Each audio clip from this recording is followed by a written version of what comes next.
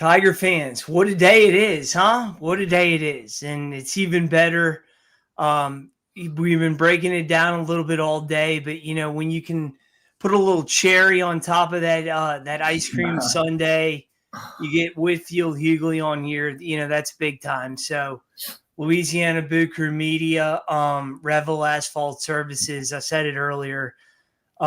Millard, probably not in a good mood today. That's a tough one, but as you saw with the Ole Miss fans, they were flipping them off at the airport, and so I think that's just a natural, healthy way to go about it and just get the emotions out. And here we go. But Whit, thanks for coming on. How about this, huh? Lane Kiffin. Crazy. Kiffin. It really is crazy. The last 6 weeks has been absolutely insane. Might be the craziest 6 weeks of LSU football I've experienced, but no question. I don't know. My first reaction, I know they're our huge rival, and but I do feel sorry for Ole Miss. This is a crappy It's situation. A tough one. It's a tough one. And what I was thinking about is it really is the 12-team playoff that's done this, because it would be very infrequent that a top 4 or top 2 team, their coach would be leaving. But when you get 12 teams into the playoffs and then signing days or early signing days in 4 days, this is gonna keep happening. This is just the first time, but this is gonna keep happening. But yeah, I feel really bad for Ole Miss fans. They're probably their best season ever, and they lose their coach before the playoff starts. But yeah, I don't. Yeah, that was my first initial reaction. Obviously, I'm happy. No, and that's the human in you, because I would tend to agree too. I mean, as long as you keep reading different things, you feel a little bit better about Ole Miss. They got what was coming to them, and blah blah blah. Well, maybe not, but I mean, anybody with any kind of heart and soul, if LSU was 11-1 going into the playoff, and their coach left, coach left today. Yeah. I mean, do you think that there wouldn't be riots? I mean, to go to Alabama. I mean, Chicken at Tiger Droppings would have to totally delete the algorithm and start over. I mean, really just blow the whole website up. Oh man, it's totally insane. I mean, that was the first thing that I really thought of. The second thing, I have no idea why this popped in my head, but it was what's that guy's name with the fake Southern accent on ESPN that interviewed Lane Kiffin, Marty something? Marty Smith. Smith. Yeah, he's really taking it personal with all this going on. Yeah, when he interviewed Lane Kiffin earlier today, Lane Kiffin made it pretty clear that the two people who told him to go to LSU were Pete Carroll and Nick Saban. And if you go back to when back to Christmas of 2004, or was that 2004? The day it snowed in New Orleans. Yeah, on Christmas. Nick Saban left for the Dolphins. That if you would have told me that, and we were kind of in a headbutting fight with USC, who Pete Carroll was the head coach. Absolutely. Can you believe it? If you would have told me the two people that advised our head coach to go to LSU were Nick Saban and Pete Carroll, I would never believe you. It's the craziest that is thing so ever. Wild. I mean, how wild it really comes full circle, because all we did was hate that Pete Carroll USC apparatus, and that included Eddie O. I mean, that included Interim Eddie, and Sark and Lane Kiffin. And I mean, pretty freaking fucking wild. I mean, He specifically said Pete Carroll told me to go to LSU. Yeah. And then you could tell from Nick Saban's comments, he said the same thing as well. He almost got. I'm sorry, I didn't mean to interrupt, but he almost got annoyed on game day the last 2 weeks. Saban being like, let the guy do what he wants to do. He wants to coach the team, and I think in a perfect world, maybe in the older ways that Saban did business 15, 20, 25 years ago, but it's just not going to work that way. But basically, Saban was like, let him coach out and then take the job. And why is he taking the job? Because he wants to be able to recruit. He doesn't want to always have to rely on the transfer portal. Like, use the transfer portal as a supplement in the meantime, getting all those dudes from Louisiana, particularly on both sides of the line of scrimmage. I mean, as our buddy, our good friend Matt Habig would say, look, if we can just win the rushing yards, forget about the points per game. I mean, and that's what we're looking for when we're in the big uglies, because the big uglies in Louisiana look a little better than anybody else because, they're special. I mean, I mean, I think it's less of the fact that he was moving up, I guess, and more the fact of you don't have to recruit against anyone in Louisiana. Yeah. Right. And when you think about how Lane Kiffin runs his offense, it's scary how good it fits with the skill players that come out of Louisiana. It's absolutely. I know. So I really think that was what the ultimate decision was. I don't think it was necessarily LSU's a better program than Ole Miss. Maybe it is a slightly higher tier, but it's just in different ways. Just in different ways. But I think it was solely came down to recruiting and just having to every year you just have multiple 5-stars coming in. I mean, the stat of last year, the top 6 receivers in the NFL all lived within 60 miles Crazy. of that. Yeah, I mean, it's like CeeDee Lamb and who's the other one? Smith, Devontae Smith. Yeah. And then you throw that in with everybody else. It's silly. And I think that I said it a little bit earlier, and I think it makes a lot of sense. Just that even 4 years ago when we were doing this with Kelly, that the timing wasn't right in the sense that LSU was looking for a little bit of stability coming out of Eddie O. He definitely had lost his touch there at the end, just didn't have the fire that what we had seen when he was, bringing 80 pounds of crawfish to Joe Burrow on his recruiting trip. And so there wasn't, you didn't see that kind of fire. And so that's why he lost his job.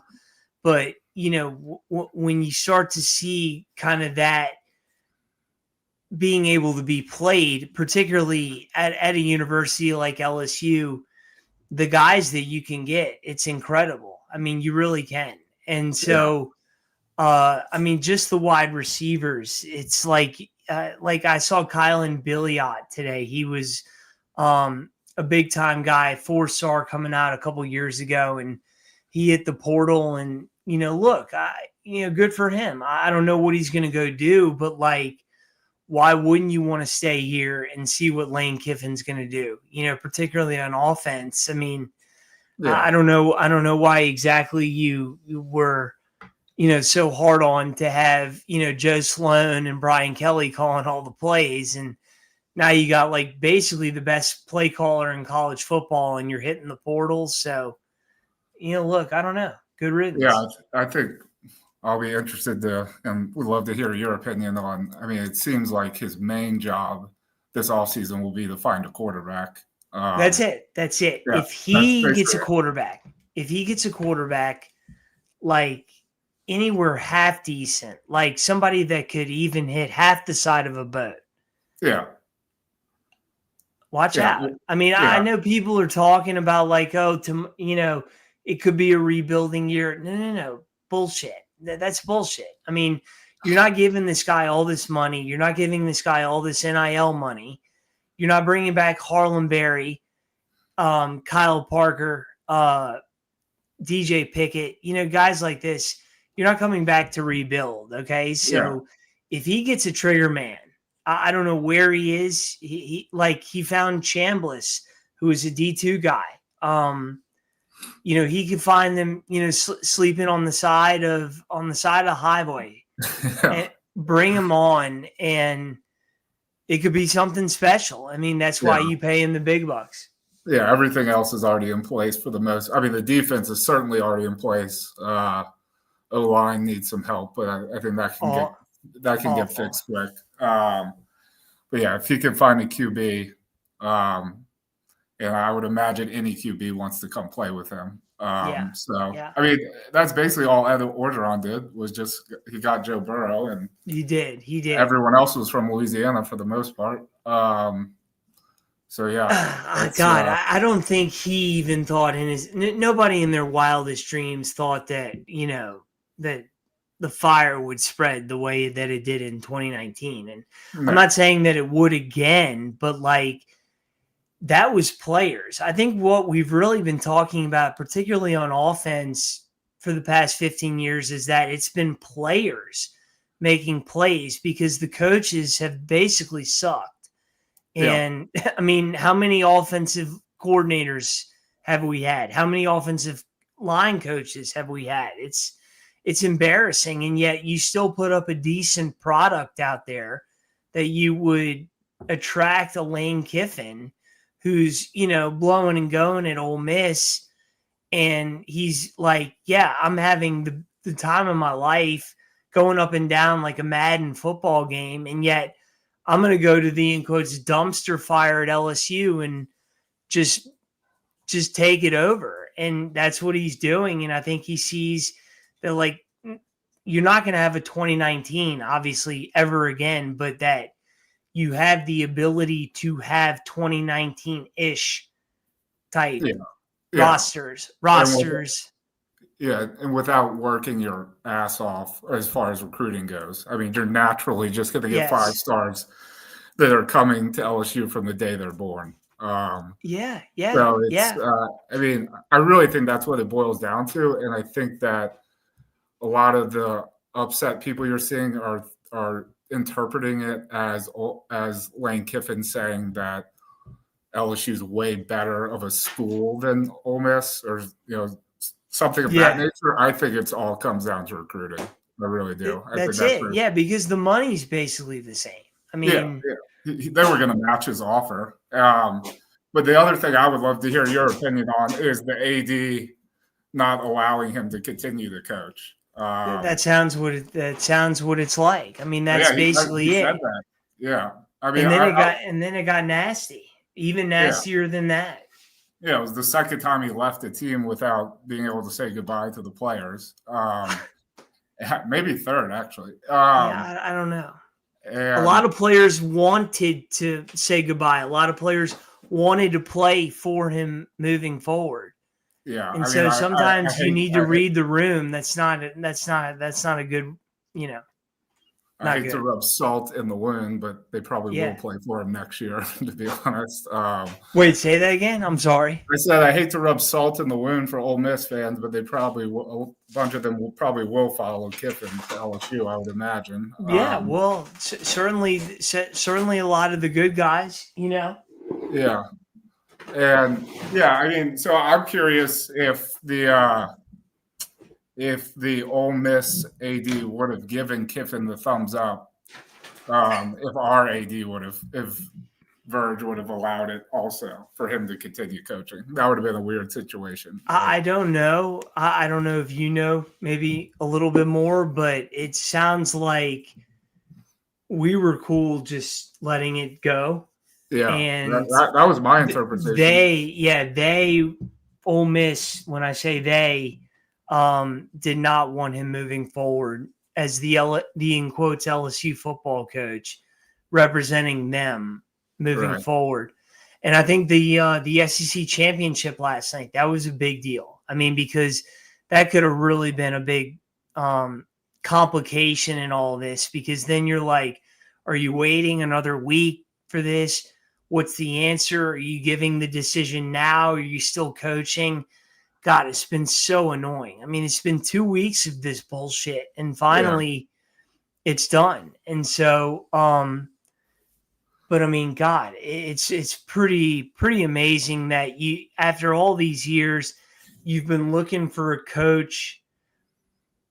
I know I keep saying Saban, but I don't know who else to compare, that you have like a technician, you have an expert on one side of the ball who's also great at the politics of it all, a handshaker. He's going to kiss the babies.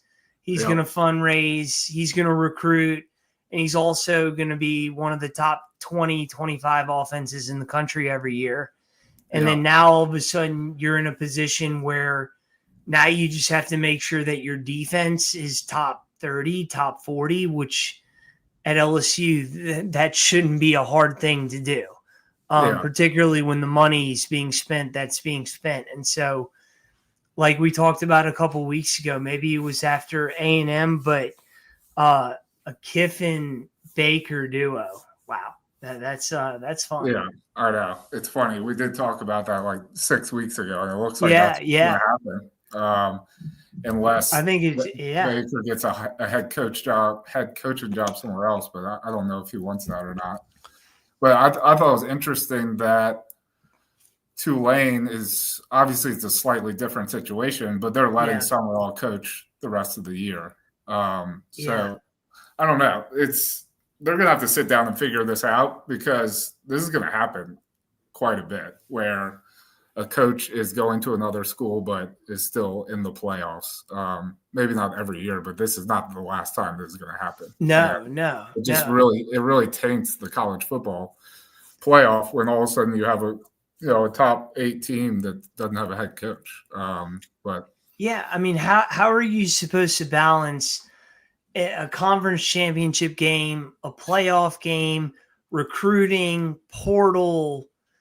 Like, no, that doesn't make any sense. Like, if this was the NFL, like they would have cried like bloody murder, years ago. Yeah. I don't understand it. And so now I guess it's just about who can manage it the best. And certainly Brian Kelly was not able to do that. We talked about several times that you brought Kelly right in as all of this NIL and transfer portal stuff was going on. And he was not used to that. I mean, he was just old school Notre Dame, Cincinnati type. And so it was like, if you had known all of this was coming, are you still hiring Brian Kelly? And I think both of us say, hell no. Yeah. Hell no. Yeah, it was. Yeah, this whole thing has just been insane. And I honestly, towards the end, was thinking Lane Kiffin was going to stay. So I'm like a bit in shock. Today. Me too. Yeah, like a lot of this doesn't even make sense. Yeah, it's. I mean, it really is the first time I feel like we have a legit head coach since Saban. In that meantime, we've won 2 national championships, been to 3, have 2 Heisman winners, have 4 SEC championships. So plug in an A-plus coach, and this could get fun really quick. Yeah, absolutely, it could, and it should because. Look, I know nothing is guaranteed in life, but certainly a Lane Kiffin offense it is. And then you put that with LSU, Louisiana athletes, and then he just goes and gets his quarterback. That's what's gonna be so fun is to see who his guy is, because it's basically like the pros, whether you go back to Sean and Drew and as much as now as Sean and Bo and Stafford and McVay. I mean, I could go on and on, but I mean, I guess my point is that LSU is going to have everything else in place. I did see a lot on this comment, and Guitar George 360, great point. O-line with about 7 exclamation points. Yeah, I mean, hell yeah. I mean that George, that's a fucking great point. I mean, you're not going to be able to do anything without an offensive line. And that was really disappointing with Brian Kelly was that, he was supposed to be the guru, the physical runner, Midwest, Northern type. Meat and potatoes. Yeah. And meat and potatoes. Absolutely. I mean, throwing on a belt and then maybe taking a couple extra because you've had so much meat and potatoes. And we all got we all got clowned, but it doesn't seem like he's going to get all that money because he's probably going to get a job. You've probably seen like maybe God, no. Penn State. Penn State. Well, yeah, Penn State, Michigan State. Yeah. He needs to go back up north, and just kind of like Clark Griswold, just start nailing the lights to the house.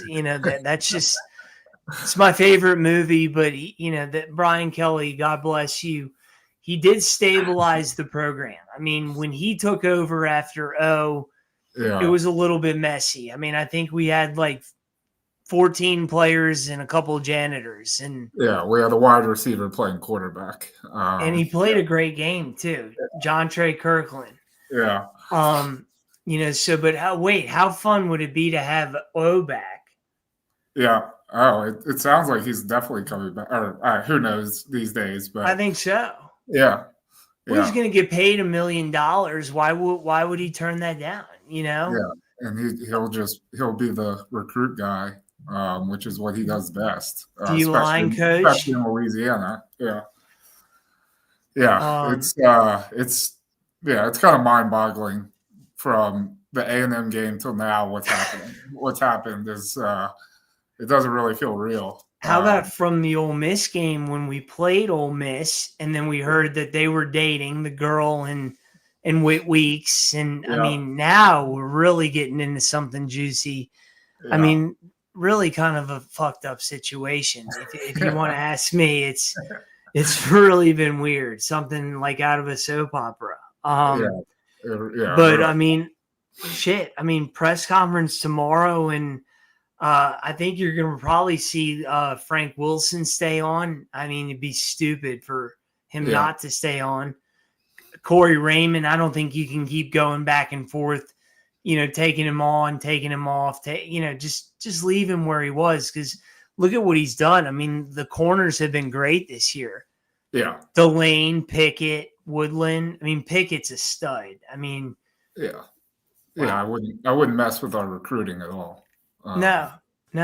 And then Baker, a line coach, definitely or we'll see what happens there. Maybe that's recruiting, maybe that's coaching. I'm not smart enough to figure that out. But and then QB, and I think we're ready to roll.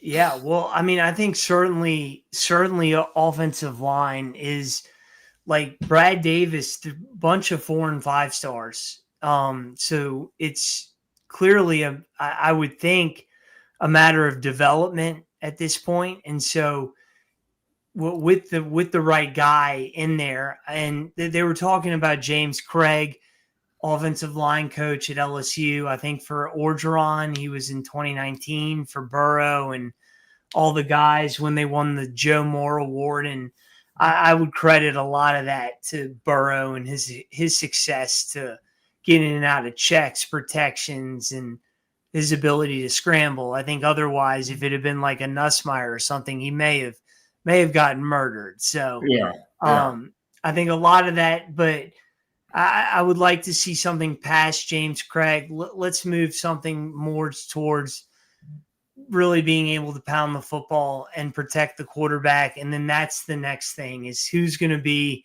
the jewel of the Tiger fans' eyes moving into spring, because it's not on this roster. That's going to be fun to watch, because it's probably going to be someone that's pretty good. So I think the last thing I'll mention is I don't think I've been to an away game.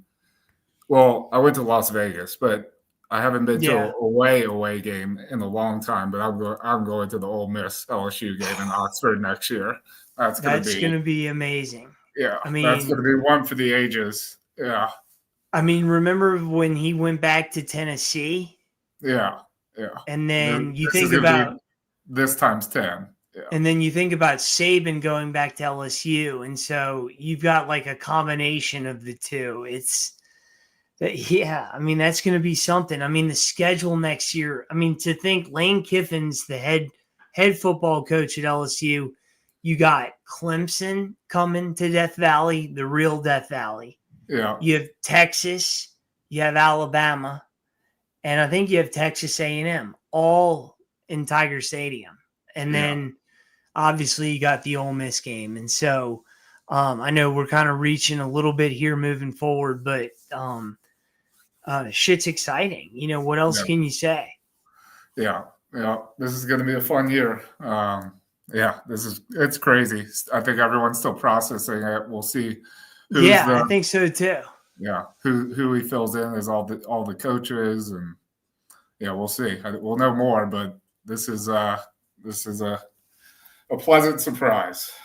Yeah, no, absolutely. No, and I'm looking at normal guy 345. Next year I want to see the running backs do good. Caden Berry and an O-line built. Yeah, I mean Caden Durham and Harlan Berry, that could be quite a tandem next year. Yeah. And then Tradez Green, and so you've got pieces there, and so that's just going to be fun to watch moving forward. And so we're going to have a lot tomorrow, particularly because of the press conference, and see what Lane's got to say. Whit, hope you'll come back and analyze it with us, see what's going on, because this is moving real fast. And so I know the Boot Crew Media crowd out there, they want you, they miss you, they want you on broadcast. So we'll leave it there. But thanks to Revel Asphalt Services as always. 225-773-3990. Whit, thanks again. Justin, Louisiana Boot Crew Media, thanks as always. Great evening. Great evening to be a Tiger. Go Tigers. Go Tigers. Thanks, Whit.